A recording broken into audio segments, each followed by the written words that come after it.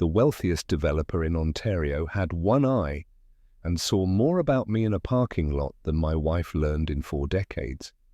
He didn't ask my name, didn't ask what happened, just said, "When my car arrives, you're my son. Don't speak, just get in." Then he said something that still makes my skin prickle. "Your wife just made a huge mistake, but not the one she thinks." I didn't know what he meant.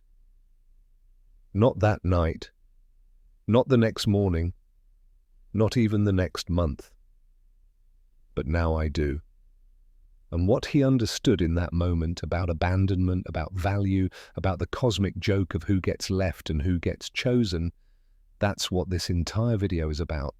I'm William, and what I'm about to share with you isn't just my story, it's a map through the most disorienting experience a human can have, being left by someone who promised forever. But more than that, it's about what happens when everything you thought you knew about loyalty, family, and your own worth gets destroyed, and why that destruction might be the only thing that saves you. You're here because someone left you, or you're terrified someone will. Maybe they didn't leave you in a parking lot with freezing rain soaking through your jacket and no way to call for help.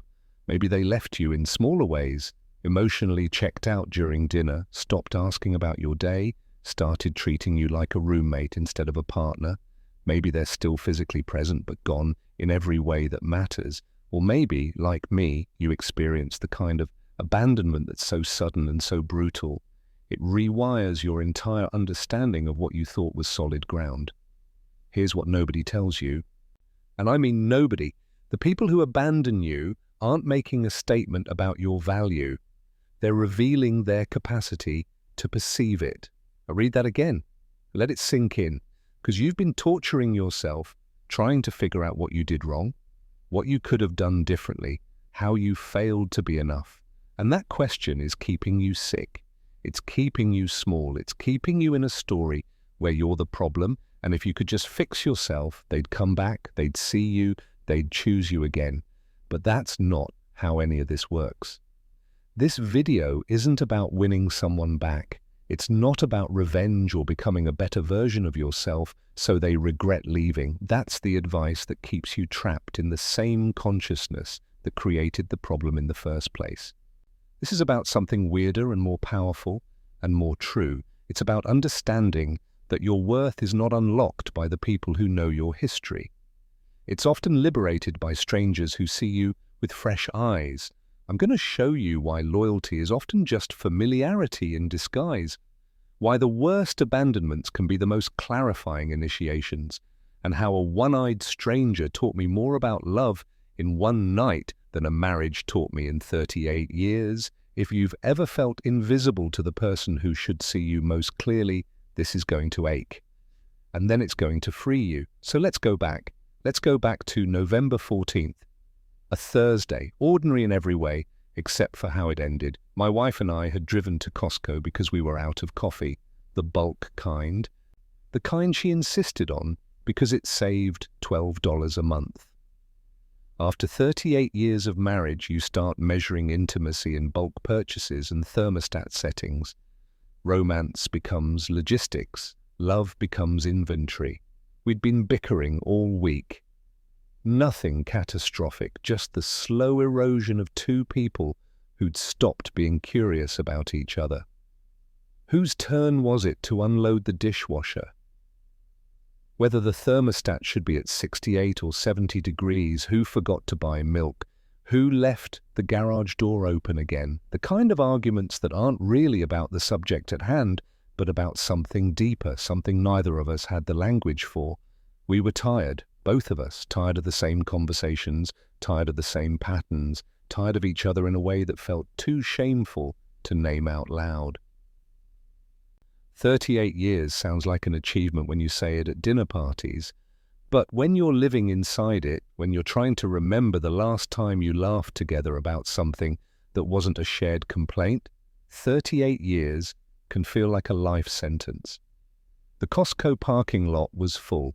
It was late afternoon, that grey November light that makes everything look like it's already over. We found a spot near the back, and that's when it escalated. I don't even remember exactly what I said. Something about her always needing to control everything. Something about how she never let anything go. Something mean, probably. Something I'd said before in different words. She turned to me, and her face had this expression I'd never seen. Not anger, worse. Finality. Like she'd just made a decision that had been years in the making, and I was only now witnessing the announcement. "Get out," she said. I thought she was being dramatic. We'd done this before. The theatrical exit, the cooling off period, the 5 minutes of separation followed by silence in the car, and then we'd go home and pretend it never happened. That was our pattern. Conflict avoidance dressed up as maturity. So I got out, stood beside the car, closed the door, expected her to unlock it after a minute or two. She locked all the doors. I knocked on the window. Not hard, just a tap. "Come on, this is silly kind of knock." She looked straight ahead. Didn't look at me. Just stared through the windshield like I wasn't there. I said her name, her actual name, the one I'd said every morning for 38 years. The one I'd whispered during sex and shouted across the house and murmured in her ear at our daughter's wedding. I said it like it was a spell that could break whatever was happening. She put the car in reverse, and she drove away. First 30 seconds, confusion. Like my brain couldn't process what my eyes were seeing. Surely she's just going to loop the parking lot. Surely this is just a more dramatic version of the usual thing. Surely she wouldn't actually leave me here. Next minute, anger. How dare she? How childish? How ridiculous? This is insane. Over what? Over a stupid argument about nothing. Next 3 minutes, bargaining with physics, watching the parking lot entrance. She'll come back. She has to come back. My phone is dead. My wallet is in her glove box. She knows this. She'll realize and come back. By minute 7, understanding. A cold, clear understanding that moved through my body like ice water. She's not coming back. This isn't theatre. This is real. By minute 9, cold, actual physical cold, the kind that starts at your extremities and works inward. It had started raining, not hard. Just that freezing drizzle that November does, the kind that soaks through everything slowly. I'd been wearing a jacket, not a heavy one. It was the jacket she'd bought me maybe 15 years ago. Still fit, still functional. I'd never thought much about it.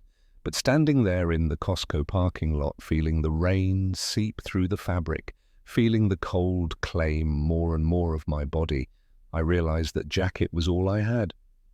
That and the clothes I was wearing. Everything else, my phone, my wallet, my keys, my identification, all of it was in her car, in her possession, in her control. I was 59 years old. I'd worked every day since I was 16. I owned a house, had a retirement account, had a life that looked from the outside stable and secure, and in the span of 10 minutes I'd been reduced to a man standing in freezing rain with nothing, no way to call anyone, no money to get anywhere, no plan, no strategy, just cold and confusion, and the slow dawning realization that the life I thought I was living had ended without warning. By minute 11, I'd moved past confusion and anger and bargaining. I'd arrived at something else. Something quieter and more terrifying. A kind of cold that wasn't just physical. It was existential. Like I was becoming the temperature of the world around me. Like I had no internal heat left. Just whatever the weather decided I was worth. I stood there, watching cars come and go, watching people push full carts toward their vehicles, watching normal life continue while mine disassembled in real time, and I thought, this is it, this is how it ends. Not with a conversation, not with a fight or a revelation or a mutual decision.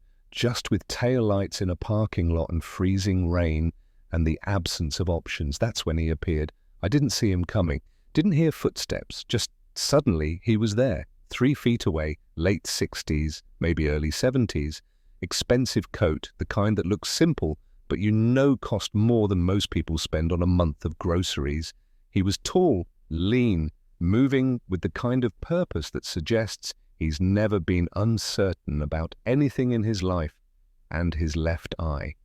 His left eye was clouded over, completely opaque, like a marble, like something that had stopped working a long time ago, but he'd never bothered to hide. He stopped, looked at me, not with pity, with assessment, like I was a building he was considering purchasing. Then he spoke. "You've been left." Not a question, a diagnosis, delivered with the same certainty a doctor might say, "You have pneumonia," after looking at an X-ray. I nodded. Couldn't speak. My throat had closed up. He pulled out his phone, made a call, didn't break eye contact with me while he spoke. "Bringing a guest," he said to whoever answered. "Prepare the blue room." Then he hung up, put the phone back in his pocket, looked at me again, with that one good eye and that one clouded eye, and said the words that would change everything. "When my car arrives, you're my son. You're visiting from Vancouver. You don't need to say anything. You don't need to explain anything. Just get in the car and look like you belong." I stared at him. This made no sense. Nothing about this made sense. "Why?" I managed to ask. He smiled, not with his whole face, just one side, the side with the good eye. "Because I was you 30 years ago," he said. "Different parking lot, same rain." And nobody stopped. I stood there for 2 hours before I figured out what to do. And I promised myself if I ever saw someone in that position again, I wouldn't walk past. A black Mercedes S-Class pulled up, silent, sleek, the kind of car that costs more than I'd made in 3 years. The stranger opened the back door, gestured for me to get in. I hesitated. Every rational part of my brain was screaming that this was insane. You don't get into cars with strangers. You don't trust people you've known for 90 seconds. This could be anything. This could be dangerous, but I was already in danger. I was already drowning. And this man, this one-eyed stranger, was the only hand reaching toward me. I got in. The interior was warm. Leather seats, heated. I hadn't realized how cold I was until the warmth hit me. My whole body started shaking, not just from cold, from shock, from the accumulated weight of the last 15 minutes and maybe the last 15 years. The stranger climbed in beside me. The driver, an older man in a suit, didn't ask any questions, just pulled out of the parking lot and started driving. We drove in silence. I watched the city pass by through rain-streaked windows, recognized some streets, then we turned onto roads I didn't know. Heading north, away from the city, into areas where houses got farther apart and trees got thicker, and everything started to look like a different tax bracket. 20 minutes passed, maybe 25. I'd lost track of time, lost track of everything except the warmth slowly returning to my fingers and the surreal feeling that I'd slipped into someone else's life. Finally, the stranger spoke. "She left you because she's forgotten how to see you." I turned to look at him. He was still staring straight ahead. "You've become wallpaper," he continued. "Familiar, safe, invisible. The worst place to be in a marriage isn't hated. It's unnoticed." Those words hit me like a fist to the chest because they were true. I knew they were true the second he said them. "How do you know?" I asked her. "Because you're soaked through and you didn't even try to go inside the store to get warm. You just stood there, like you didn't have permission to take care of yourself, like you needed someone else to tell you it was okay to get out of the rain. That's not a man who's been seen. That's a man who's been trained to wait for instructions." We turned onto a long driveway, gravel, trees on both sides, and then the house came into view. I don't have the words to describe it accurately. It wasn't ostentatious, wasn't trying to impress. It was just, perfect, modern but warm, glass and wood and stone. Built into the landscape like it had grown there, lights glowing from inside, the kind of place you see in magazines and assume doesn't exist in real life. The car stopped. The stranger got out. I followed. "My name is Garrett," he said, extending his hand. I shook it, told him my name. "William." "William," he repeated, like he was tasting the word. "Good name. Strong. Means resolute protector." "You protect people, William?" I used to think so," I said. He nodded. "We'll talk more tomorrow. Tonight you just need warmth, food and sleep. The blue room is upstairs. Second door on the left. There are clothes in the closet that should fit you. Bathroom is stocked with everything you need. Come down when you're ready. Or don't. No pressure, no expectations. You're safe here."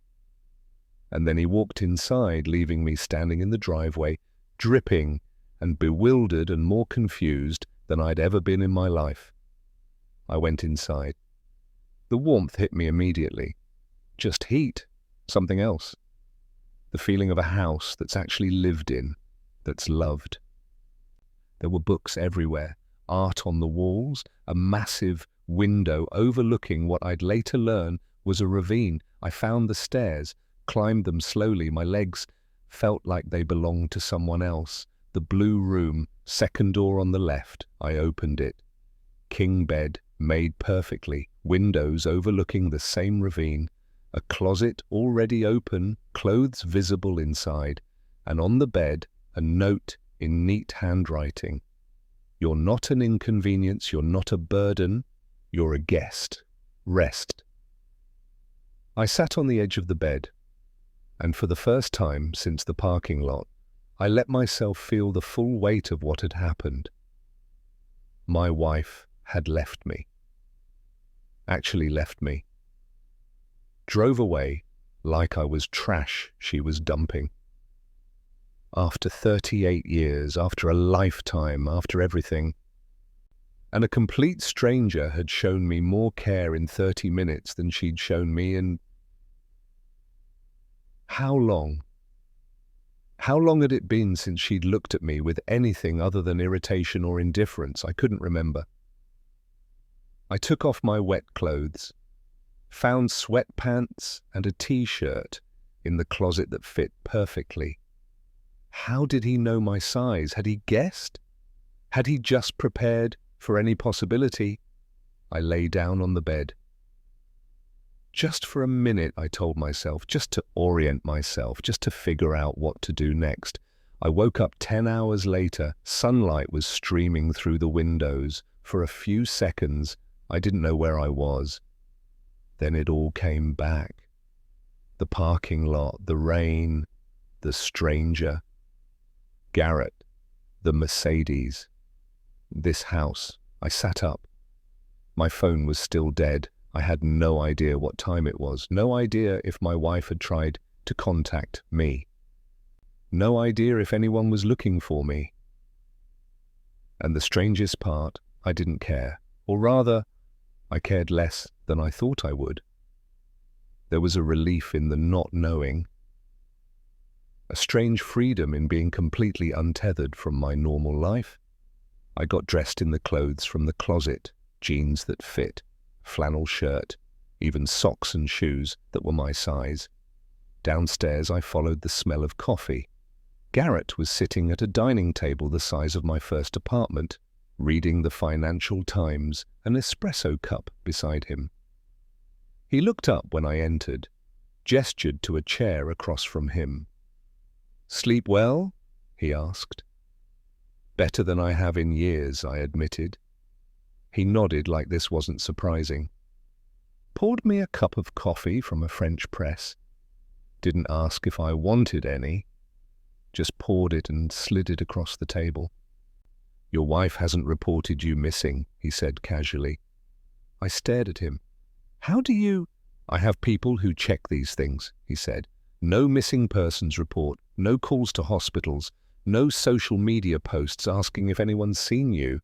As far as the world knows, you simply stepped out of your life. And nobody's noticed yet. That should have hurt more than it did. But I'd already been numbed by the parking lot. This was just confirmation of what I already knew. I lost this eye, Garrett said suddenly, pointing to the clouded one, in 1987. Construction accident, rebar swing. Caught me across the face, destroyed the eye, fractured the socket. For 2 years I wore a patch. Black leather, very dramatic. Made me look like a pirate. He smiled at the memory. Then I stopped, he continued. Know why? Because I realized people were more honest with me when they could see the damage. The patch let them pretend I was normal, just a guy with a fashion choice. But the ruined eye, the actual visible evidence that I'd been broken and survived, that made them uncomfortable. And discomfort makes people tell the truth. He took a sip of his espresso. They'd stare at it, try not to stare at it, ask what happened. And in the asking, they'd reveal themselves. Who had empathy? Who had curiosity? Who was repulsed? Who was fascinated? That eye became a sorting mechanism. It showed me who could handle reality and who needed everything prettied up. I didn't know what to say, so I just listened. You think your wife left you in that parking lot, Garrett said, leaning forward slightly. She didn't. She left you years ago. She just kept sitting next to you. Last night was just the first time the distance became physical. The abandonment happened a long time ago. You just didn't have language for it yet. God, that hurt. That hurt so much I had to look away. And here's what you need to understand, he continued, his voice gentle but firm. Some people need you to remain unchanged so they can remain unchanged. Your growth threatens their stasis. Your evolution asks questions about their own lack of movement, so they leave before you can evolve past them. Not consciously, not maliciously, but they do it. They'd rather lose you than lose their sense of who they are in relation to who you used to be. He pushed a piece of paper across the table. On it, in that same neat handwriting, what did she need you to remain that you've outgrown? Don't answer now, Garrett said, but that question is your exit from confusion, because I promise you, William, you've been trying to solve the wrong problem. You think she left because you weren't enough. The truth is scarier and more liberating. She left because you stopped being small enough to fit the story she told herself about who you were. I looked at the question. Read it again. And something in my chest cracked open. What did she need me to remain? The provider. The reliable one. The one who didn't complain. The one who handled everything. The one who asked for nothing, the one who made her life easier, the one who never changed, never grew, never asked for more, never became anything other than the functional human she'd married 40 years ago. And I'd been growing. Quietly. In ways I hadn't even fully acknowledged to myself. I'd been reading philosophy for 3 years, thick books about meaning and purpose that I kept in my car. I'd started volunteering at a men's shelter on Saturday mornings, listening to guys who'd lost everything, offering what I could. I'd started journaling, just thoughts, questions, things I couldn't say out loud. I'd been becoming someone, and she hadn't noticed, or worse, she had noticed and resented it. My wife left me in 1993, Garrett said, pulling me back to the present. Different circumstances, but same physics. I was a small-time contractor when we married. Big dreams, small budget. She loved that version of me, the potential, the possibility. The man who might become something someday, but when I actually became that something, when the projects got bigger and the money got real and the dreams materialized into buildings you could walk through, I became unrecognizable to her. He paused, stared at his clouded eyes' reflection in the window. She'd built her entire identity around managing my potential, around being the practical one, the one who kept me grounded, the one who said, slow down and be realistic and don't get ahead of yourself. When I no longer needed managing, when I no longer needed grounding, when my aspirations became my reality, she no longer had a role. And rather than celebrating what we'd built together, rather than evolving her own identity, she left, found a high school teacher, someone safer, someone whose ceiling was visible, someone she could continue to manage. Did it hurt? I asked quietly. Like nothing I'd experienced before or since, Garrett said. But it also freed me, because I'd been making myself smaller in 1,000 invisible ways to keep her comfortable, downplaying success, apologizing for ambition, pretending to need advice I didn't need. And when she left, all of that performance ended. I could finally be the size of my actual life. He looked at me directly, both eyes, the good one and the ruined one. Stay here 2 weeks, he said. No obligations, no explanations to anyone. I have a development project that needs a second set of eyes. He smiled at his own joke. Mixed-use property, residential and retail. I need input on the residential layouts, the flow, the human element. You have insights you don't know you have. And you need to learn what it feels like to be seen by someone who has nothing invested in your past. I'm not an architect, I said. I worked in insurance sales for 34 years. I know, Garrett said, and I don't care. I'm not hiring your resume. I'm hiring your attention. The way you looked at this house last night, the way you're looking at the light coming through that window right now. You notice things. You think about space and how humans move through it. I saw it in the parking lot, the way you positioned yourself, the way you tracked patterns. You've been observing for decades. Now I'm giving you permission to contribute. I didn't know what to say. This was absurd. This was a stranger offering me, what exactly? Work? Shelter? A life raft? All of it. Why? I asked. Why are you doing this? Garrett stood up, walked to the window, looked out at the ravine. Because 30 years ago a man stood in freezing rain in a parking lot and nobody stopped, he said quietly. And that man was me. And I stood there for 2 hours trying to figure out what to do. And when I finally walked to a payphone and called a taxi with quarters I found in my pocket, I promised myself something. I promised that if I ever had the resources, if I ever had the space, if I ever saw someone in that position, I'd stop. I'd offer what nobody offered me. Not pity, not charity, just witnessing, just the simple acknowledgement that you're worth warmth. He turned back to face me. You're worth warmth, William. Even if your wife forgot, even if you forgot, you're worth warmth. And I have extra, so let me share it. It's not complicated. And just like that, I started crying. Not soft tears, full body sobs. 38 years of being unseen, of being taken for granted, of being the furniture in someone else's life. It all came out in Garrett's dining room while he stood there, unflinching, just holding space.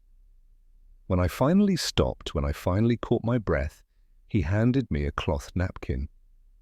That's 38 years of love trying to find somewhere to land, he said gently.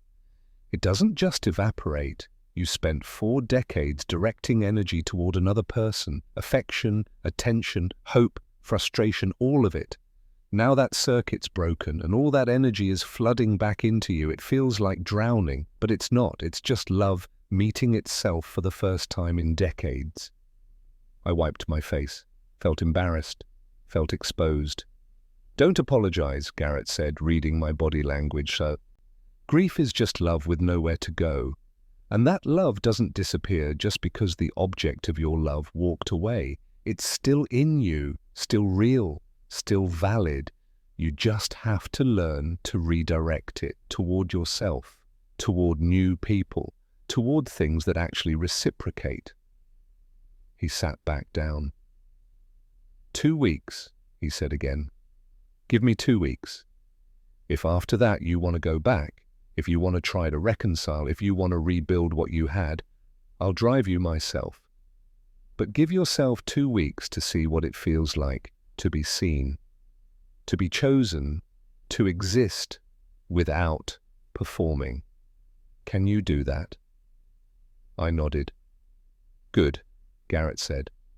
Now finish your coffee. We have a site visit at 10, and you're going to tell me what you notice about how people move through space, what you think I want to hear, what you actually noticed. Your job is just to pay attention and report. Think you can handle that? I smiled, first time in God knows how long. I can handle that, I said, and that's how it started. That's how a parking lot abandonment became an initiation into a completely different life.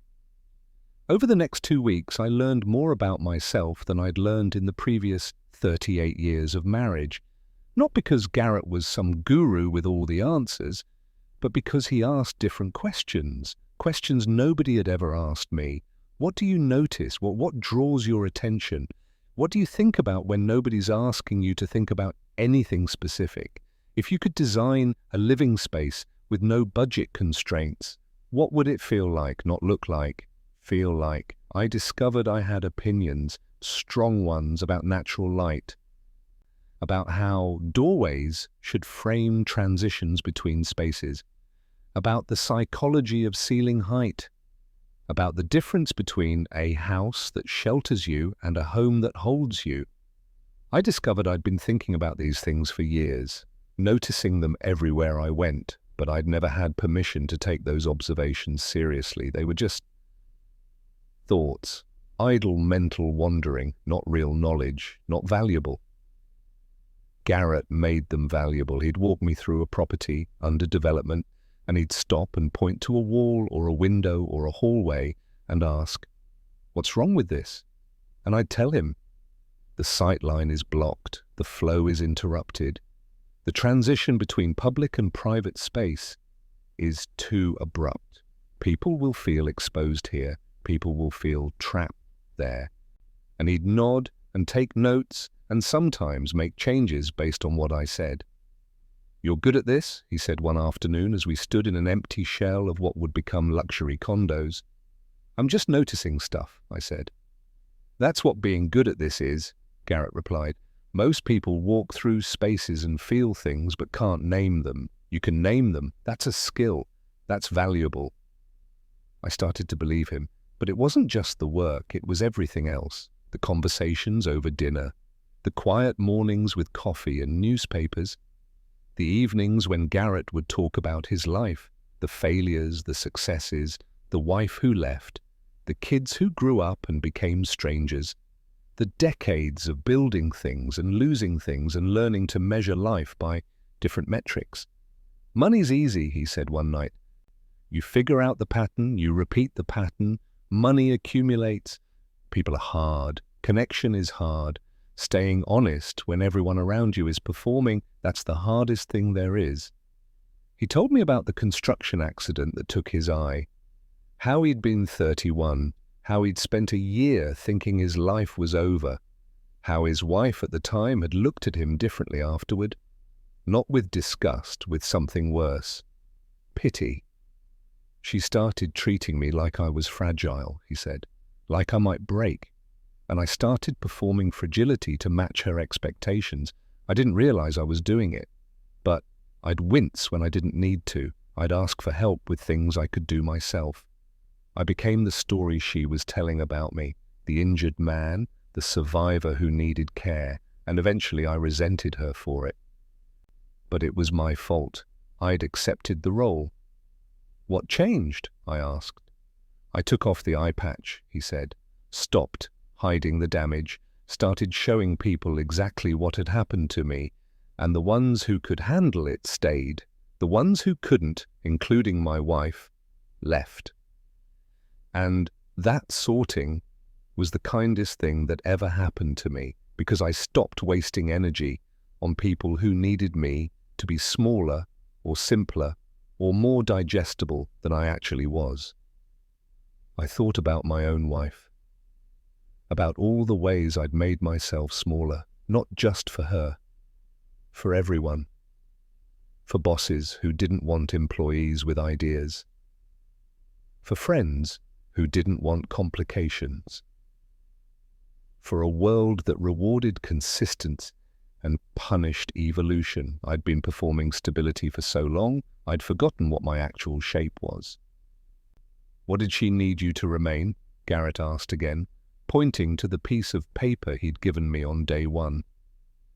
I'd been carrying it in my pocket, reading it every night before bed. "She needed me to remain the guy who didn't ask questions," I said slowly.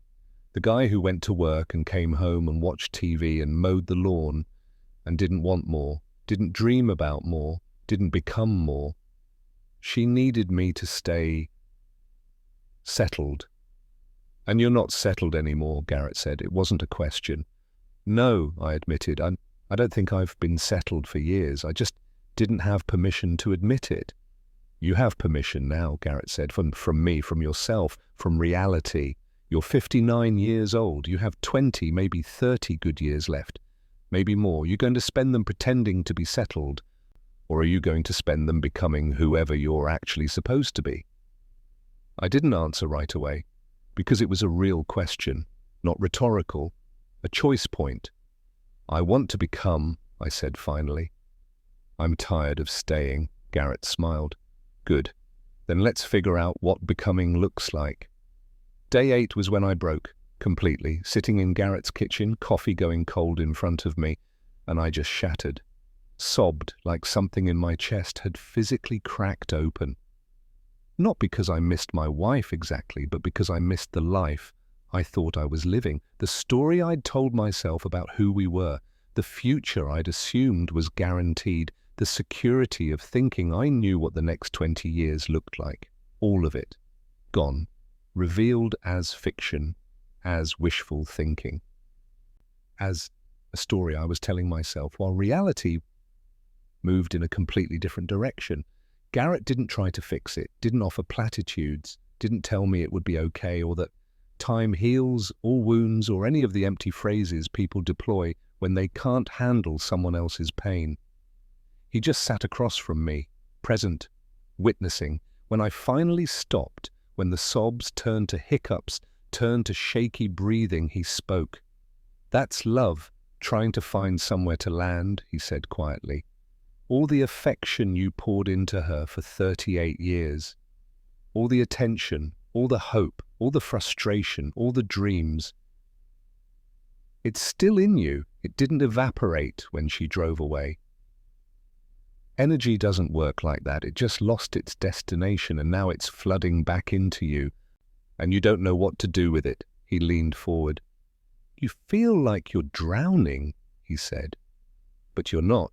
You're just meeting yourself for the first time in decades. All that love you've been directing outward, it's time to redirect some of it inward, toward you, toward becoming, toward building a life that doesn't depend on someone else witnessing it to be real." "I don't know how to do that," I said, voice raw. "I know," Garrett said. "Don't we? Nobody teaches us. We learn how to love others, how to sacrifice, how to show up, how to be responsible, but we don't learn how to love ourselves without calling it selfish. We don't learn how to prioritize our own becoming without feeling guilty, so we stay small, we stay settled. We stay in marriages that ended years ago because we think being alone is worse than being unseen." "Is it?" I asked. Is being alone worse?" Garrett laughed, actually laughed. "William, you've been alone for years. You were alone in that marriage. Alone in your own house. Alone sitting right next to someone who stopped seeing you. At least now you're alone with possibility instead of alone with resentment." That landed hard. Because he was right. I'd been lonely for years. Achingly lonely. The kind of loneliness that's worse than actual solitude, because you're lonely while someone is right there, while you're sharing a bed and a life and a mortgage, and they still don't see you. At least now the loneliness was honest. At least now I wasn't pretending warmth existed where there was only habit. How long will this hurt? I asked Garrett. He tilted his head, considering. Wrong question. Pain doesn't operate on schedules. It doesn't have a timeline you can mark on a calendar. Better question. What will you build with the energy this hurt is revealing? Because that pain you're feeling, it's not just grief, it's compressed potential. It's rocket fuel. You can use it to destroy yourself, drink it away, numb it away, distract yourself until you're hollow. Or you can use it to launch into a completely different life, but you don't get to skip the part where it burns. I sat with that. The idea that pain could be fuel, that this feeling, this awful, chest-crushing, can't-breathe feeling, could be transformed into something else, something propulsive. I want to build something, I said. I don't know what yet, but I don't want to waste this. Garrett nodded, satisfied. Good. Then we're past the worst of it. The worst part isn't the pain, it's the belief that the pain is pointless. Once you see it as information, as energy, as fuel, you're already building. Day 12, Garrett offered me a job, not charity, an actual consulting position. He was developing a mixed-use property, residential units on top, retail on the ground floor, and he wanted my input on the residential layouts. I laughed. Actual laughter. Garrett, I'm not an architect. I sold insurance for 34 years. I don't have credentials. I don't have training. I can't. You're also not the man who stood in that parking lot anymore, he interrupted. That man wouldn't have noticed half the things you've pointed out this week. You've been commenting on sight lines, traffic flow, how light enters rooms, how thresholds create psychological transitions. You think I didn't notice? I hadn't noticed. I'd just been making observations out loud. The way you do when you're comfortable, when you're not performing, when you're just thinking in the presence of someone who doesn't need you to be anything other than honest. You've been absorbing this stuff for years, Garrett continued. Reading about it, thinking about it, noticing it everywhere you go. I can tell the way you talk about space isn't academic. It's embodied. You feel it, and that's worth more than a degree. I can hire people with degrees. I need someone who understands how humans actually live. I didn't know what to say. Plus, he added with that half smile, I like you. I like how your mind works. I like that you ask real questions instead of trying to impress me. And I'm old and rich enough to hire whoever I want for whatever reasons I want. So, you interested or not? I was interested. God, I was interested. Not just in the work, in the possibility, in the idea that I could do something completely different, that I could step into a version of myself I'd only ever imagined in private. Yes, I said. I'm interested. Good. You start Monday. Pay is more than you made in insurance. Hours are flexible. Dress code is don't look homeless. Questions? Just one, I said. Why me? Really? You could have walked past me in that parking lot. You could have given me $100 and felt good about yourself. Why bring me here? Why give me this? Garrett was quiet for a long moment. Then, because 30 years ago, I was standing in a parking lot in freezing rain and nobody stopped. And I stood there for 2 hours trying to figure out what to do. And when I finally made it to a payphone, when I finally called a taxi, when I finally got to a friend's house and that friend let me stay, I made myself a promise. I promised that if I ever had resources, if I ever had space, if I ever saw someone in that exact position, I wouldn't walk past. Not because I'm a good person, because I remember what it felt like to be invisible, to be left, to have the world just keep moving while you're disintegrating. And I refuse to contribute to that. I refuse to be someone who sees suffering and does nothing just because it's inconvenient or weird or outside my routine. He looked directly at me with both eyes, the clear one and the clouded one. You were worth stopping for, William. You've always been worth stopping for. Your wife just forgot how to see it. But her blindness doesn't define your value. It defines her capacity. And there's a difference. I felt something shift in my chest. Some belief I'd been carrying, that I'd been left because I wasn't enough, because I'd failed somehow, because I was fundamentally unlovable. It started to crack. Maybe I wasn't the problem. Maybe her inability to see me wasn't about my worth. Maybe it was about her capacity, her limitations, her own unexamined patterns, and maybe I was worth stopping for. Let me tell you something about familiarity, something nobody explains clearly enough. Familiarity and intimacy are not the same thing. We use the same word, know, for two completely different experiences, though.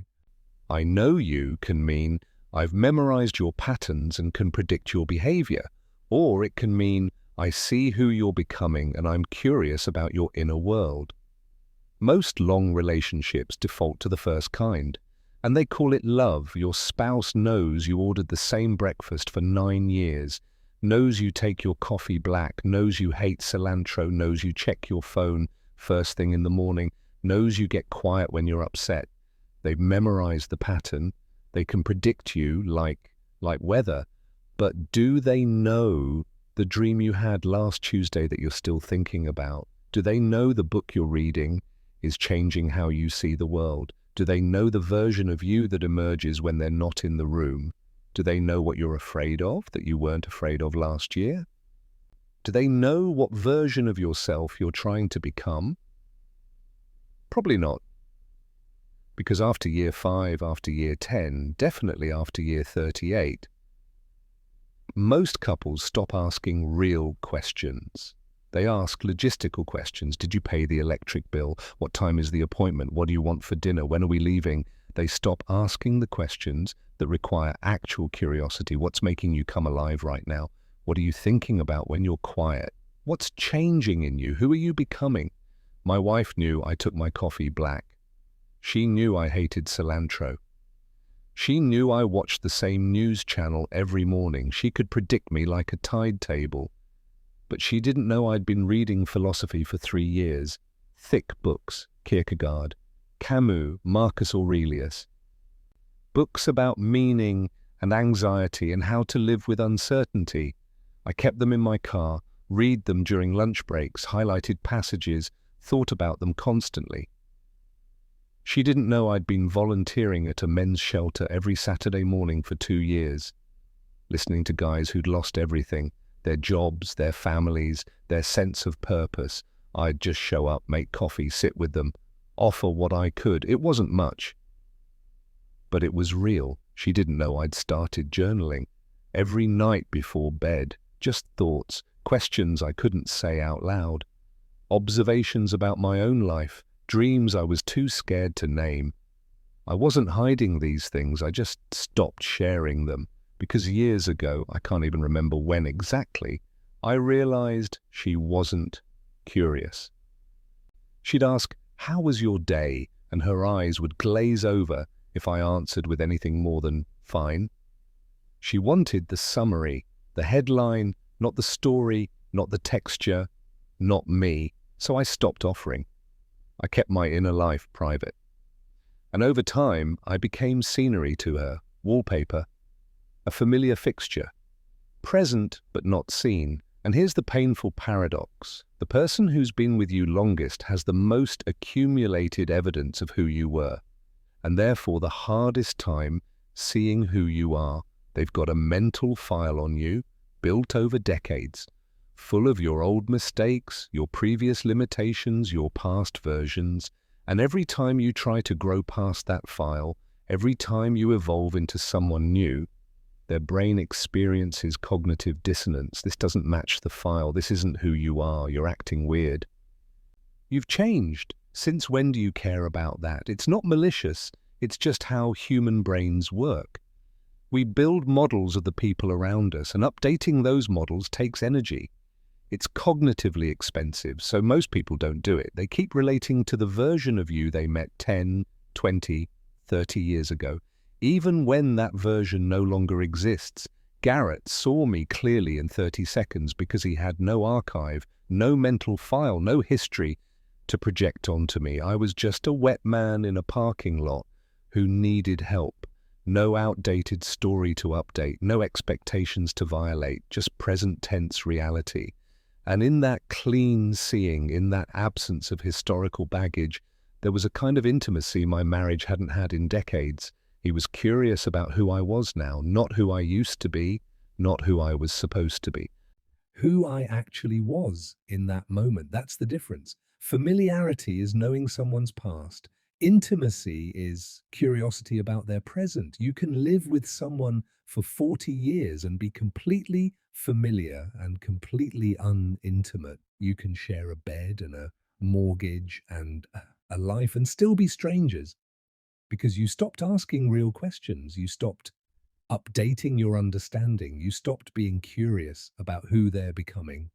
And the tragedy is most people don't realize this until it's too late, until someone leaves, until the relationship ends, until they're sitting across from a divorce lawyer, realizing they've been roommates for a decade. So how do you avoid this? How do you stay intimate instead of just familiar? You ask different questions, real questions, vulnerable questions. Questions that assume the person in front of you is always changing, always evolving, always becoming something slightly different than they were yesterday. What are you thinking about lately? What's scaring you? What's exciting you? What version of yourself are you trying to grow into? What are you reading? What are you learning? What's shifting in your inner world that I might not see from the outside? And you have to actually want to know the answers. Not just ask performatively, actually listen, actually care, actually update your understanding based on what they tell you. Because here's what I learned in that parking lot, what I learned in Garrett's house, what I learned in those 2 weeks of being truly seen for the first time in decades. You can't force someone to be curious about you. You can't make someone see you if they've decided you're finished, if they've filed you away as known and stopped looking. And when you realize someone has stopped looking, really realize it, feel it in your bones, you have a choice.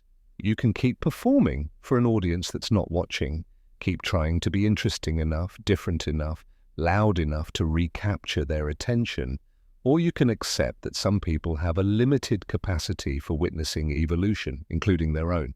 And you can go find people who are still curious, still awake, still capable of seeing you as you actually are, not as you used to be. That's not giving up on the relationship. That's recognizing that real intimacy requires two people who are both committed to updating their understanding, both willing to see each other freshly, both capable of saying, I don't know who you're becoming, and I'm curious to find out. If only one person is doing that work, it's not intimacy. It's archaeology. One person digging, trying to uncover something real, while the other person stays buried. Now let's talk about something even harder, the difference between being chosen and being kept, because this distinction will change how you see every relationship you have. There's a massive difference between someone choosing you and someone keeping you. Choosing is active. It requires present tense decision-making. It requires looking at you, at all your options, at the full reality of who you are right now, and saying, yes, this one, I want this.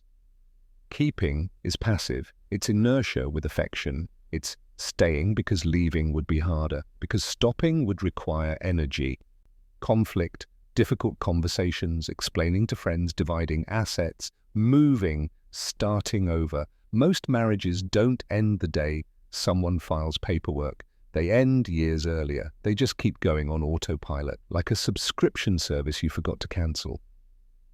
Still getting charged every month, still technically active, but nobody's using it, nobody's choosing it, it's just running.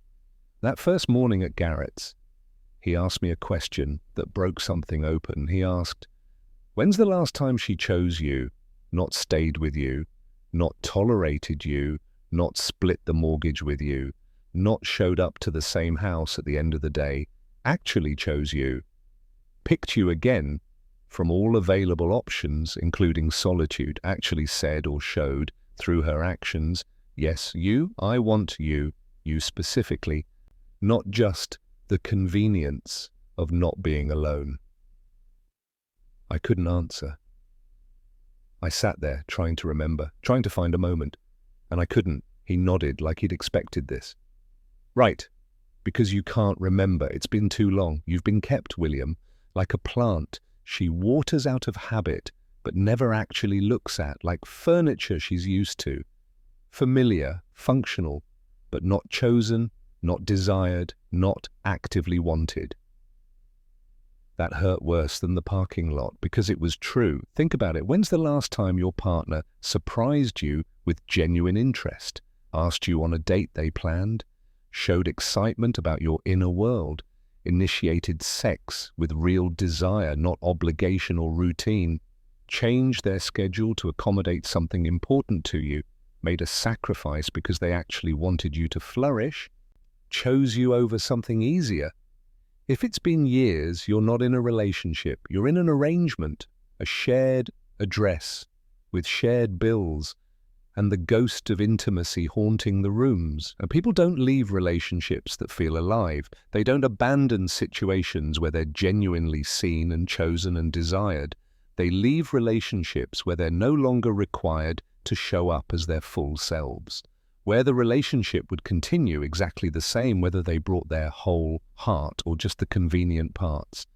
My wife didn't leave because I did something catastrophic. She left because our relationship had become so low stakes she could exit it in a parking lot over coffee brands and thermostat settings. I wasn't important enough to require a real conversation. I wasn't valuable enough to warrant a difficult discussion. I was just important enough to share space with until she didn't want to anymore. And the devastating thing, I'd been treating her the same way. I'd been keeping her, not choosing her. Going through motions, fulfilling obligations, being a good husband in the most functional, least intimate sense. I provided, I showed up, I didn't cheat. I mowed the lawn, I remembered anniversaries. I did all the things you're supposed to do. But I hadn't chosen her in years, hadn't looked at her and felt genuine desire to know her more deeply, hadn't felt curious about who she was becoming, hadn't surprised her with spontaneous affection, hadn't made her feel like she was specifically wanted, not just generally tolerated. We were both just there, occupying the same space, performing the roles we'd agreed to decades ago, neither of us choosing, both of us just keeping. And you can't sustain intimacy on inertia. Eventually someone wakes up, eventually someone realizes they've been sleepwalking, and they leave. Garrett chose me. Actively, intentionally, a man who owed me nothing, who knew nothing about me, who had zero history, zero obligation, zero reason to care, and he still decided I was worth warmth, worth shelter, worth attention, worth time, worth investment. That choice carried more weight than my marriage had carried in years, because it was voluntary, because it cost him something, because it was given freely, not out of duty or habit or because it would be too hard to do otherwise. And that's when I understood. I'd been starving for decades, starving for the feeling of being chosen, of being actively wanted, not just kept, not just tolerated, actually desired, actually valued, actually seen as valuable enough to pursue. Are you choosing the people in your life or just keeping them? Are they choosing you or just coasting alongside you out of habit? And if it's the latter, if you're both just keeping each other out of inertia, why are you surprised when someone eventually wakes up and leaves? Unconscious relationships don't survive consciousness. And that parking lot was the moment my wife became conscious. Conscious of the fact that she'd been sleepwalking through our life. And rather than wake me up too, rather than try to build something conscious together, she just left. Here's where it gets even more complicated. Even when you realize you weren't being chosen, even when you understand the relationship ended years before anyone acknowledged it, part of you still wants to win them back. Still wants to prove you were worth choosing all along. Still wants them to see what they're missing. Still wants validation from the person who withdrew it. Why? Why do we do this? Why do we keep auditioning for people who've already decided we're not enough? Because we're not actually trying to win them back. We're trying to win back our sense of being worthy. We've attached our worth to their witnessing, to their approval, to their choice. And when they withdraw that, we experience it as a loss of value instead of a loss of their capacity to perceive our value. Week 1 at Garrett's house, I kept checking my phone, waiting for her to text, to call, to apologize, to ask where I was, to panic that I'd disappeared. Nothing. Complete silence. And that silence hurt worse than the leaving, because it confirmed something unbearable. I was more attached to being needed than I was to being loved. Let that land. I was more attached to being needed than to being loved. Love says, I want you to flourish, even if that flourishing doesn't include me. I want you to become your fullest self, even if that self outgrows our relationship. I celebrate your growth even when it's inconvenient for me. Need says, I want you to require me. I want you to depend on me. I want to be necessary to your functioning, even if that necessity diminishes you, even if that dependence keeps you small. I thought I wanted my wife's love. What I actually wanted was her dependence. I wanted to be indispensable, to be the one she couldn't leave. Not because our connection was deep or nourishing or mutual, but because her reliance was total. For 38 years, I was the fixer, the provider, the steady one, the one who handled things, the competent one, the one who solved problems, the one who managed logistics, the one who stepped in whenever anything was difficult or broken or complicated. And somewhere along the way, I confused competence with love. I thought being useful meant being valued. So I kept solving her problems, kept managing everything, kept being the answer to every question she didn't even ask. And she let me, because it was easier, because being taken care of is comfortable until it's suffocating, until you realize you've been made incompetent by someone else's need to be needed. When she left me in that parking lot, she wasn't rejecting love. She was rejecting a role I'd forced both of us into. I'd become her parent, her assistant, her general contractor, her problem solver, her manager, not her partner, not her equal, not someone she could grow alongside. Someone she had to stay small to be around. And you can't stay married to someone you've infantilized, even if you did it with good intentions, even if you were just trying to be helpful, even if you thought you were showing love by handling everything. Garrett saw this on day 4. He said, "You're angry she left you helpless. But you spent decades making her helpless in different ways. You robbed her of competence. You insisted on being the capable one, which meant she had to be the incapable one. You needed to be needed, and she got tired of playing small so you could feel big." I wanted to argue, wanted to defend myself, but I couldn't, because it was true. I'd given her learned helplessness as a love language, then resented her for learning it. Every time she'd tried to handle something on her own, I'd swoop in. "Let me do that." "You're doing it wrong. It's easier if I just handle it." I thought I was being loving, being helpful, being a good husband. I was being controlling. I was making myself indispensable by making her dependent, and she'd accepted it for years because it was easier than fighting me. Until it wasn't. Until she woke up and realized she'd been living in a cage made of my competence. Here's the paradox. The moment you stop needing to be needed, you become available for actual intimacy. Because intimacy requires two whole people choosing each other, not one person rescuing another, not one person managing another. Two complete, competent, independent people deciding to share space because they want to, not because they have to. Garrett didn't need me. Didn't need me to fix anything, didn't need me to solve anything, didn't need me to prove anything. He just offered space. He offered witnessing. He offered curiosity. And in that space, free from the pressure to be useful or necessary or impressive, I started to remember what it felt like to exist without a job description. I started to remember who I was when I wasn't performing competence, when I wasn't trying to be needed, when I was just being. And that version of me, that version was actually more interesting, more alive, more real. So what do you do when you realize you've been performing love instead of feeling it? When you've been playing a role so long you forgot there was a person underneath, you start doing the work, the real work, the uncomfortable, unglamorous, no shortcut work of becoming a whole person who doesn't need external validation to feel valuable.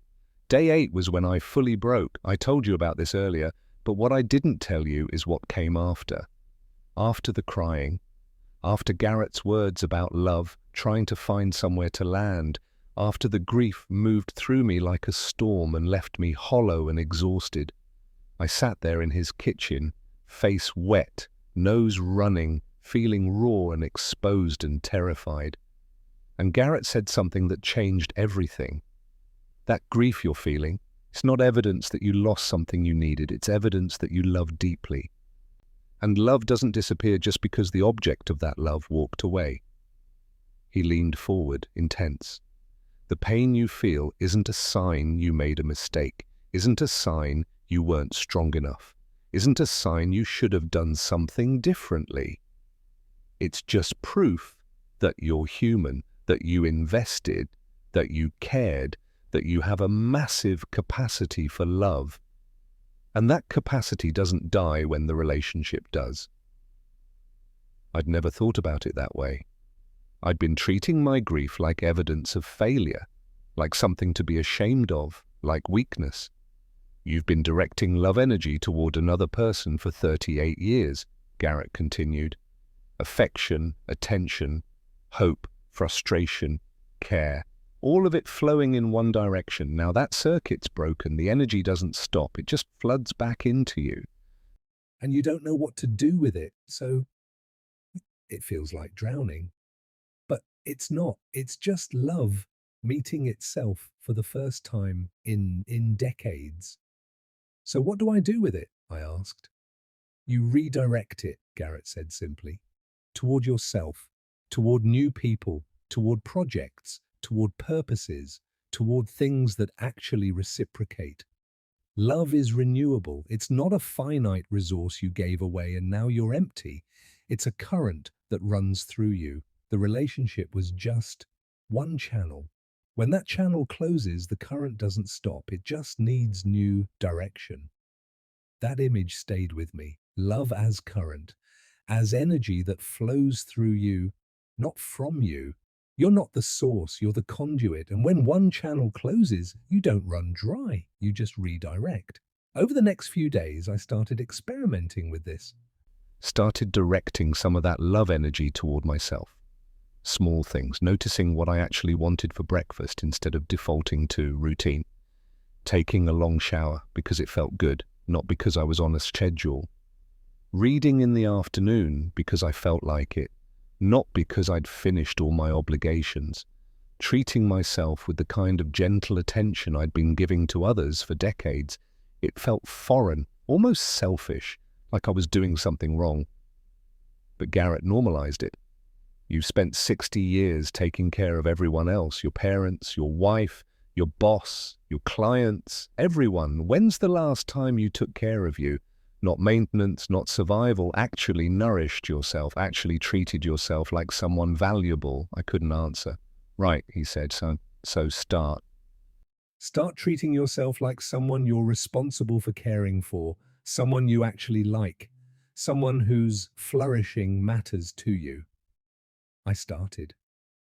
And it was harder than I expected because I'd internalized decades of messages that self-care was selfish, that putting yourself first was wrong, that good people sacrifice, good people defer, good people make themselves small so others can be comfortable. But Garrett had a different framework. You can't pour from an empty cup. You can't love others well if you're running on fumes. You can't show up as your full self if you're not nourishing that self. It's not selfish to take care of you. It's strategic. It's necessary. It's the foundation everything else is built on. So I practiced asking, what do I actually want right now? What would feel nourishing? What would make me feel alive?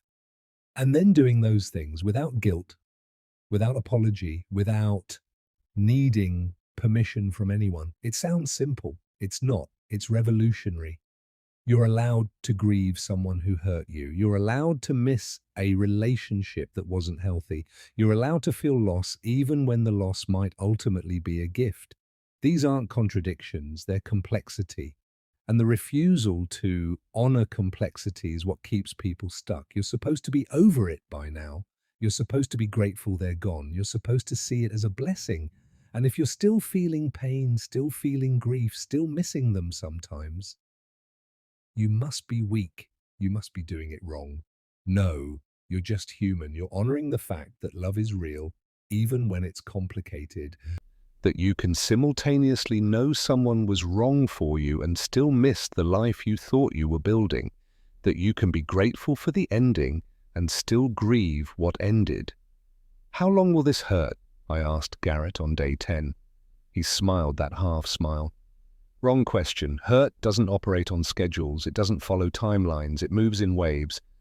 Some days you'll feel fine. Some days you'll get hit out of nowhere by a memory or a song or the smell of her shampoo in a crowd. A better question, what will you build with the energy this hurt is revealing? What do you mean? I asked.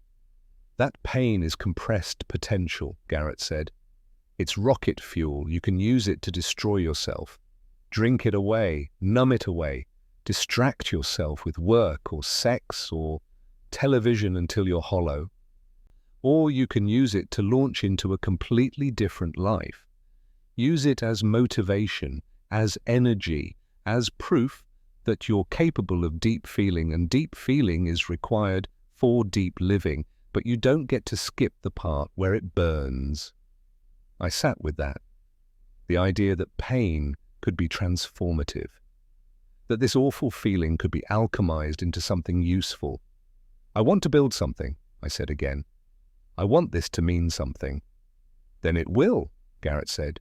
The meaning isn't in the pain itself, it's in what you choose to do with it. Let me tell you about strangers, about how strangers can sometimes see your potential more clearly than people who've known you your whole life. Day 12, Garrett offered me that consulting position. I told you this already, but what I didn't tell you is what happened after I accepted. He took me to the development site, mixed-use property, residential above, retail below. We walked through the shells of what would become apartments, concrete and steel and possibility. Tell me what you see, Garrett said. I looked around, started talking about how the windows would frame light, about how the hallways felt too narrow and would create a sense of compression that would make people unconsciously stressed, about how the transitions between public and private space needed more deliberateness, about how the kitchens were facing the wrong direction and people would feel isolated while cooking. Garrett took notes, asked questions, listened like what I was saying actually mattered. After an hour, he said, "You've been seeing this stuff your whole life, haven't you?" I nodded. I just never thought it was valuable. Just something I noticed. Your wife know you think about this stuff? He asked. No, I admitted. I mentioned it once, years ago. She asked how it made money. I didn't have an answer, so I stopped talking about it. Garrett shook his head. That's the tragedy right there. You had a whole inner world she never knew about, not because you hid it, because she stopped asking, stopped being curious, stopped looking for the parts of you that didn't fit her mental file. He was right. I'd had interests, passions, observations, dreams, and I'd kept them private because sharing them felt pointless, like speaking a language nobody else understood. Strangers don't have a file on you, Garrett said. They don't know what you're supposed to be, so they see what you actually are. I didn't know you were an insurance salesman. I just saw a man who thinks deeply about how humans move through space. And that's valuable, that's a skill, that's something I need. This is the paradox of familiarity. The people who know you longest are often the least capable of seeing who you've become. Because they're relating to the file, not the person. They see your history, not your present. Your patterns, not your potential. My wife knew me as the insurance guy who played it safe, who was practical, who didn't take risks. That was the file. And every time I tried to show her something that didn't fit that file, an interest in design, a fascination with philosophy, a desire for meaning beyond comfort, she experienced cognitive dissonance. This doesn't match. This isn't you. Since when? So I stopped trying, stopped sharing, kept my evolution private. And over the years, the gap between who I was and who she thought I was grew wider and wider until we were strangers living in the same house, until she was relating to a version of me that no longer existed. Garrett saw me with fresh eyes, no history to project, no expectations to violate, just curiosity about who I was in present tense. And in that clean seeing, I started to remember who I actually was, not who I'd been told I was, and not who I was supposed to be, who I actually was when I stopped performing for an audience that wasn't watching. This is why people often transform after major ruptures, after divorce, after job loss, after relocation, after illness, and not because the rupture was good, but because it severed the invisible agreements that kept them small. Suddenly, no one's around to say, "That's not like you," or "Since when do you care about that?" Suddenly, you're free to try on new selves without an audience invested in your old performance. The parking lot severed my agreements with my wife, with my old life, with the version of myself I'd been performing for decades. And in that severing, there was terror, but also freedom.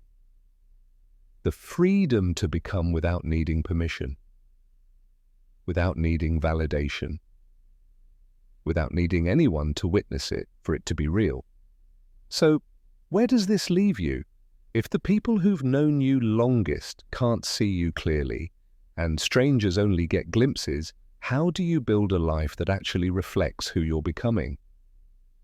You start with honesty. Brutal, uncomfortable honesty about the gap between who you are and who people think you are. Here's a practice. Get a notebook. Title the first page, "Things I've Become That Nobody Noticed." Then write, not goals, not aspirations, actual shifts that have already happened inside you that the people around you haven't acknowledged because they're still relating to an outdated version. I did this exercise on day 13. Here's some of what I wrote. I'm more patient than I was 5 years ago, but my wife still treats me like I'm quick to anger. I've developed a spiritual practice, but everyone still thinks I'm purely pragmatic. I've become someone who values depth over efficiency, but my workplace still rewards my old hustle mode. I stopped needing to be right in arguments, but people still engage with me like I'm combative. I've become curious about meaning, but everyone still assumes I only care about security. Writing it out hurt, because I realized how invisible my actual growth had been, how much I'd changed in ways nobody had witnessed or validated. But it also clarified something. The gap between who I'd become and who people were treating me as, that gap was information. It told me who was actually paying attention and who was operating on autopilot. Once you've made your list, ask yourself, which of these changes do I need witnessed to feel valued? Not all of them. Some growth is private, some evolution doesn't need an audience, but some changes wither without recognition. Some parts of you need to be seen to feel real. Identify which is which, then decide, do I need to explicitly tell certain people about these changes? Or do I need to find new people who see them naturally? Sometimes the answer is telling, having a real conversation, saying, I've changed in these ways, and I need you to update your understanding of who I am. Can you do that? Can you see me as I am now, not as I was 10 years ago? Sometimes the answer is finding new people, people who meet you as you are now, who have no historical file to update, who just respond to your present tense reality. Both are valid, both are necessary. You need some people who know your history and are willing to update, and you need some people who only know your now. But here's what you can't do. You can't stay small so other people can stay comfortable. You can't hide your evolution to avoid making someone feel left behind. If your growth threatens the relationship was built on your stagnation. And that's not love, that's a prison with familiar walls. Now let that hurt, then let it liberate you. Here's another practice. I call it the stranger's eye practice. It's weird. Do it anyway. Once a week, go somewhere you've never been, a cafe you've never visited, a park on the other side of town, a library in a different neighborhood, a grocery store you don't normally go to. Sit. Observe yourself as if you're a stranger watching you. What would they notice? How would they describe you to someone else if asked? Ask yourself these questions. Does this person seem open or closed? What does their body language say about their relationship with the world? If I had to guess what they cared about based only on what they're doing right now, what would I guess? Do they seem comfortable in their own presence? Or like they're waiting for permission to exist? You've been narrating your own story from the inside for so long, you've lost objectivity. The stranger's eye gives you fresh data. It bypasses all your historical narratives. I'm the screw-up. I'm the responsible one. I'm the one who never gets chosen. And just reports what's actually observable. I did this at a coffee shop in a neighborhood I'd never been to. Sat in a corner. Watched myself like I was watching someone else. And you know what I noticed? The stranger's eye was kinder than my interior critic. It didn't have access to my shame archive. It just saw a man. A man who looked a little tired, a little thoughtful. A man reading a book and occasionally staring out the window. A man who seemed comfortable being alone, a man who looked like he was thinking about something important. That's it, no judgment. No story about failures or inadequacies, just observation. And that simple witnessing, even though I was witnessing myself, was profoundly healing. Start treating yourself like someone you just met and are mildly curious about. Not harsh, not effusive, just interested. What are they reading? What makes them smile slightly when they think no one's watching? What do they seem to be building toward? Let yourself be a stranger to yourself until you get reacquainted with who you actually are, not who you were told you were. Here's the hardest practice, the one that requires the most courage. I call it the one honest conversation. Pick one person in your life, partner, friend, parent, sibling, someone important, and have one fully honest conversation, not cruel, not dumping, honest, about the gap between how they see you and who you've become, about what you need that you haven't been asking for, about what you've been performing that you're ready to stop performing. Here's a script you can adapt. I need to tell you something, and it's hard because I don't want to hurt you, but I also can't keep pretending. I've changed in ways I don't think you've noticed, and I need you to see me as I am now, not as I was when we met. Can I share some of those changes with you? And can you stay curious instead of defensive?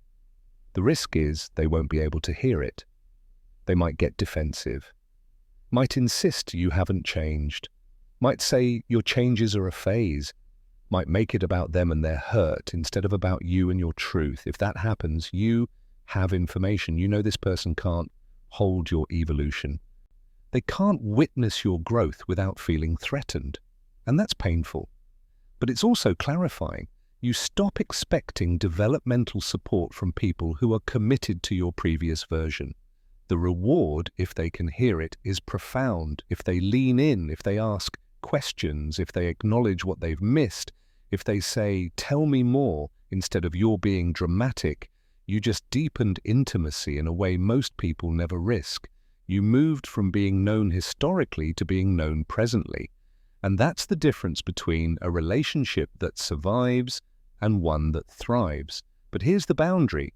You are not responsible for managing other people's discomfort with your growth. You can be kind, you can be gentle, you can deliver hard truths with compassion, but you cannot shrink to make them comfortable. That's not love. That's self-abandonment. And you've already been abandoned once. Don't do it to yourself. Last practice, the belonging audit. This one will change your life if you actually do it. Go through every significant relationship you have. All of them, friends, family, partner, colleagues, and ask these 5 questions about each. 1. Do I feel more alive or more careful around this person? 2. Can I share my actual thoughts, or do I perform a curated version? 3. Does this person celebrate my growth, or do they seem threatened by it? 4. When I'm with them, do I expand or contract? 5. If I disappeared tomorrow, would they notice the me I actually am, or just the role I played? Be honest, brutally honest. This isn't about judging people, it's about clarity. You'll end up with 3 categories. Nourishing relationships. These people see you, challenge you, celebrate you, let you be messy and still hold space. You feel more yourself around them, not less. These are rare. Treasure them. Neutral relationships. Pleasant. Surface level. Fine, but not deep. They don't drain you, but they don't nourish you either.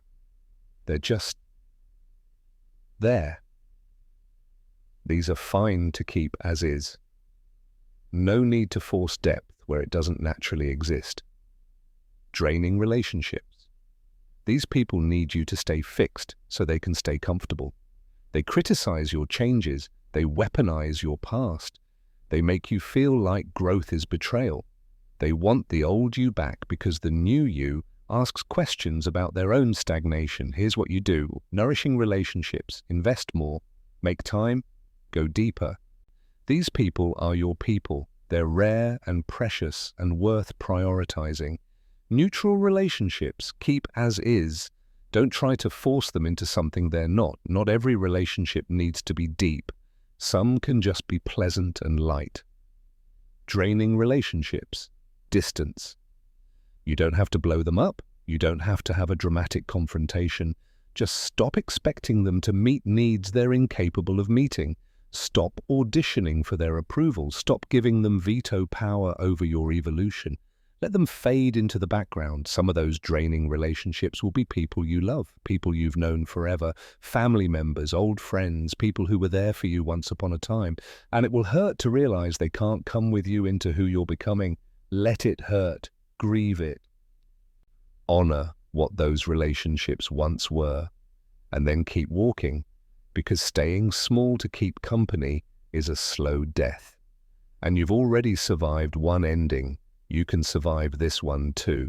From now on, measure relationships not by history or obligation, but by aliveness. Do you feel more yourself or less? More free or more constricted? More curious or more careful? Let that be your compass. Because here's what I learned. Garrett didn't choose me because of shared history. We had none. He chose me because he saw aliveness in me that I'd forgotten was there. He saw potential. He saw someone worth investing in, and he wanted to be around that. He wanted to witness what I could become if I had space to become it. Find people like that, people who see your aliveness and want to be near it, people who aren't threatened by your growth. People who cheer when you take up more space, not less. Let the rest fall away. So here we are. Almost at the end, let me bring this full circle. Familiarity isn't intimacy. Being kept isn't the same as being chosen. Abandonment reveals who needed you to stay small. Grief is just love looking for a new direction. And strangers often see your potential more clearly than people who've known you longest, not because they're wiser, but because they're unattached to your past. That one-eyed stranger in the parking lot didn't save me because he was wealthy. He saved me because he saw me as I was in that moment. Not as I'd been for 38 years. Not as I was supposed to be. Just as I was, a man in the rain. A man worth warmth. And that simple act of clear seeing changed everything.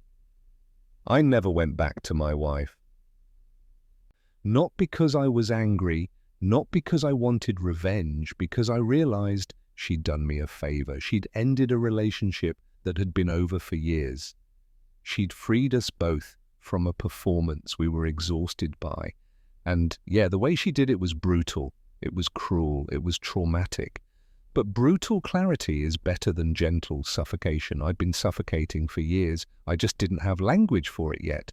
I stayed with Garrett for 3 months total, worked on that development project, learned I was good at something I'd never tried, discovered I had skills I didn't know existed, eventually found my own place, a small condo overlooking the same ravine I'd stared at from the Blue Room, started a second career in residential design consultation, worked with architects and developers without bringing the human element into spaces that were often designed for aesthetics but not for living.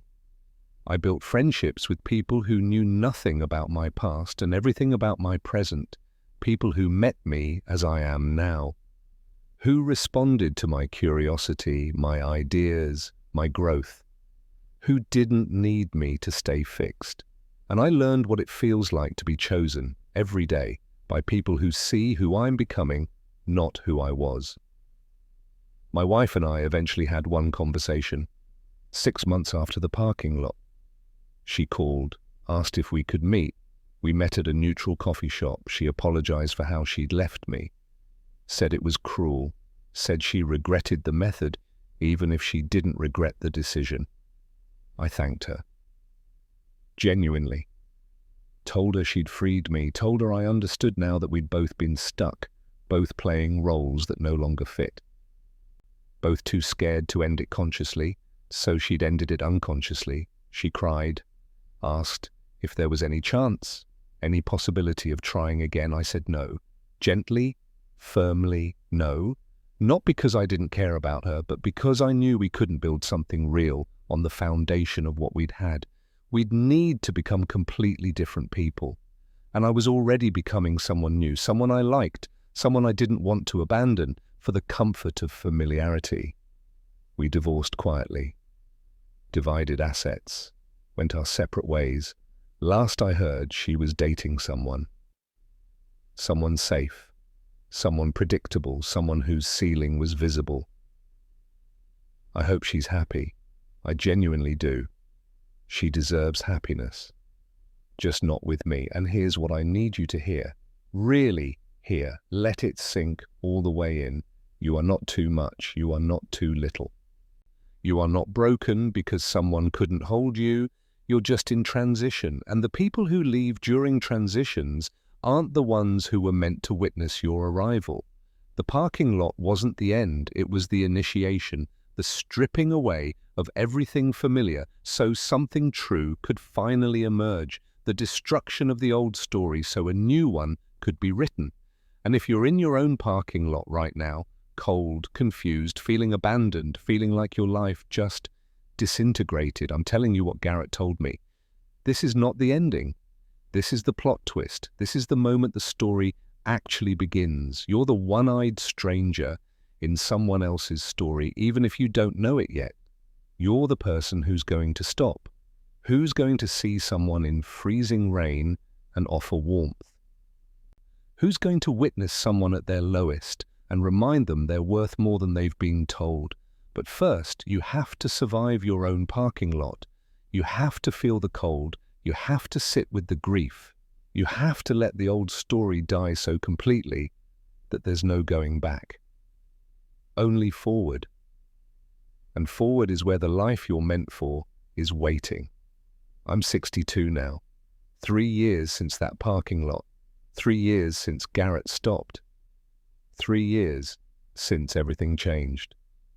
And I'm more alive now than I was in my entire marriage, more curious, more creative, more myself, more willing to take up space, more comfortable with uncertainty, more capable of intimacy because I'm no longer performing it. I still see Garrett. We have dinner once a month. We're working on our 3rd project together. He's become one of my closest friends, not because of history, because of choice, because we keep choosing each other, because the relationship is alive.